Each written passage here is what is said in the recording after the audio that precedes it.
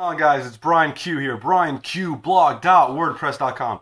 That's the website where all my articles are published. That's the website where all these videos you get to see are published as well as my YouTube page, BJ Franks 23. I will be changing that name very soon. Don't worry about that. Anyway, let's get right down to it. This is the weekly rundown. If you don't know, this is what it is. I write these articles throughout the week, and this video is just giving you a little bit of my opinion on the articles that I write, a little bit more of exploration into the details of the articles that I write. Maybe even sometimes I'll put in some news that I didn't write about, but that is, in my opinion, newsworthy. That's not the case this week. Not too much. I have some news. I have newsworthy things, but not video game related. But let's get with the nitty gritty. First, let's start with the video games. We have 2 reviews and 1 straight up article. 1 straight up article that I wrote this week. We'll do the reviews first. The first one is the X-Men Days of Future Past review. If you haven't done so, I suggest you go read the article. That has a little bit more detail. But I'll tell you this right now. It's hard to talk about the movie without spoiling a lot. 2.5 hours. Go check it out. Very, very good movie. Right now, X-Men and Captain America Winter Soldier. These are the 2, comic book movies of the year right now. Guardians of the Galaxy still needs to come out. And for recap, we had Godzilla, which is kind of a comic book, and then Spider-Man. Spider-Man right now, actually no, you know what? Everyone's saying Spider-Man sucks. I like Spider-Man. I want Godzilla to do better. So Godzilla right now is at the bottom. I didn't like it too much. Wasn't a big fan. Spider-Man, however, I dug it. With the criticism that came from it, off the shoulder, as they will. But right now, I still say Captain America is doing the good numbers right now. Captain America Winter Soldier, I still say, is the best comic book movie coming out since Dark Knight, really. I really am a big fan of it. But enough of that. X-Men Days of Future Past. So, if you don't know what the movie is about, you should. I mean, there's trailers everywhere. Read the article, damn it. But old X-Men characters, Charles Xavier, Magneto, Wolverine, Shadowcat, the dudes from the first original series, X-Men 1, 2, and 3, Bryan Singer's X-Men come in. They're in the future. The Sentinels have run rampant. They're killing humans. They're killing mutants. And everyone's just having a bad day. It's very bleak, very dark future. So what they do is, without really explaining why, they send Wolverine back in time to the 1970s to help stop the Sentinel program. So that's all I'm really going to deal with or talk about with. It has a synopsis of the film. I don't want to give too much away. But it's very entertaining. It's very good. Everyone shines.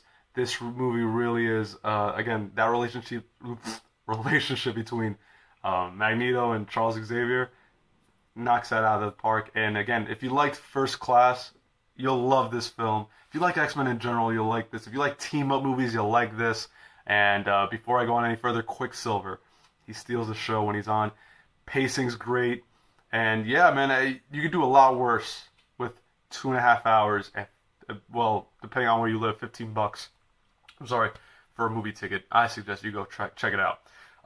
Now, second review is the Assassin's Creed Black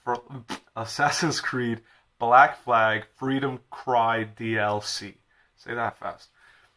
This game came out a while back. I think earlier in the year, probably around January or even maybe late last year. But I just got around to playing it the other day. It's very fun for the 5 to 6 or 7 hours you get to have with it. However, if you don't like Assassin's Creed, you might not like this game because, again, the gameplay is what brings the series down, and it's the same thing here. Your character is essentially made out of Velcro. You're running down the street. Next thing you know, you're up inside of a building when you want to just pet a dog, and you're like, why? I didn't want to do that. Well, it happens a lot here. But the combat's a lot easier. I feel like the combat's a lot easier. You can get away with practically killing everybody in the island, and no one can stop you. The authority here is very, very lackluster, and of course everything is very condensed. It's a very small game. There's not that much exploration in this game. You can't go around to island, going for treasure, getting loot, stopping crimes or whatever like you could do in the titular game Assassin's Creed Black Flag. But the slave aspect, because if you don't know, you play an escaped slave, a runaway slave, who's become a pirate, grown up, and now you wash up on this, after a nice good naval battle, you wash up on this island in the West Indies, and you proceed to go on and try to liberate the slaves that are there, and dethrone the tyrannical governor of the island. So that story is great and all, it's cool. What you'll really start to like is the whole liberation of the slaves. However, because it's such a small game and you only play with this generally one island, which is very small, it's not big or anything. The slaves respawn. So every plantation that you liberate, in about 10 minutes, it will be repopulated again with those exact slaves that you just saved. So after about an hour or so of just freeing slaves, you realize, hey, this doesn't matter. Which on a deeper level, it messes with your mind. I read about it in the review. I suggest you go check it out. But enough about that. If you like Assassin's Creed, you probably have already played this game. If you've been on the fence and you just heard the new Assassin's Creed, I think Unity is what it's called, just get announced, and you're like, man, I kind of want to play a game like that. I want to play Assassin's Creed. Check out Freedom Cry. Check it out. You'll probably like it. It's a nice little solid 5 to 6 hours of gameplay. The reviews are done. Article that I've written about this week was Channing Tatum being cast as Gambit. And from what I've seen on the internet, everyone seems to be on a positive note. Channing Tatum, if you don't know, the star of 21 Jump Street, well, that's the most recent thing he's really done, and he's coming out with 22 Jump Street. He's been in the positive limelight as of late. Before Jump Street, people were really thinking this guy was just a pretty face and nothing more, because he kept making these romantic comedies that weren't really doing too well, and the reception of Channing Tatum was always just that he's got a thick neck, but he's a pretty dude with six-pack abs, and it's Dancer, right? Now he's actually shown he's got some range, and I think while comic book movies don't really go out there for being, freaking vehicles for actors to test their abilities, there's something to be said about playing a character that has a whole set of, personality skills that have already been seen, right? I mean, Hugh Jackman and Wolverine, two completely separate personalities, right? Hugh Jackman's a very nice guy, very warm, very welcoming guy. If you see him in any interviews, you feel like you want to talk to this guy, have a beer with him or whatever. Wolverine is very distant, he's very loner, so it's complete opposite from him. Yet he knocks it out of the park every time, mostly every time, especially in those last one. He really did.